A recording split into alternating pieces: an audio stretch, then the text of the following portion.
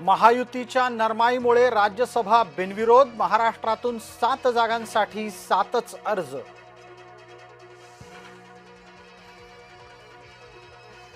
भाजपाकडून 4 उमेदवार मैदानात, विनोद तावडे, रामदास आठवले, माया ईवनाते आणि रामराव वडकुतेंनी भरला अर्ज.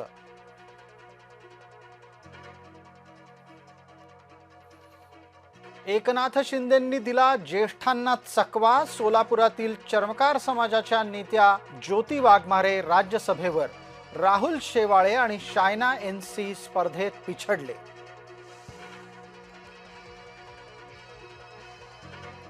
जे 2019 ला टाळले ते 2026 मध्ये घडले. आजोबा पाठोपाठ नातू राज्यसभेत, पार्थ पवार राष्ट्रवादीकडून बिनविरोध.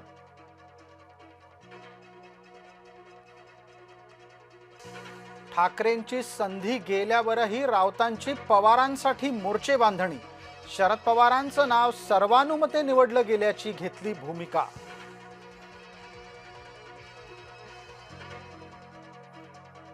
नितीश स्वतः ठरवणार बिहारातला उत्तराधिकारी, नितीशना न दुखावण्याचं भाजपाचं धोरण.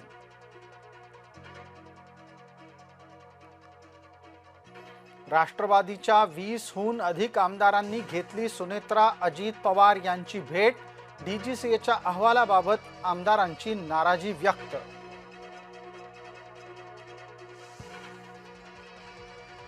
व्हीएसआर कंपनीचा प्रमुख व्ही.के. सिंग याची चौकशी, पुण्यातील सीआयडी कार्यालयात चौकशीला सुरुवात. चौकशीनंतर सिंग याला अटक होणार का याकडे लक्ष.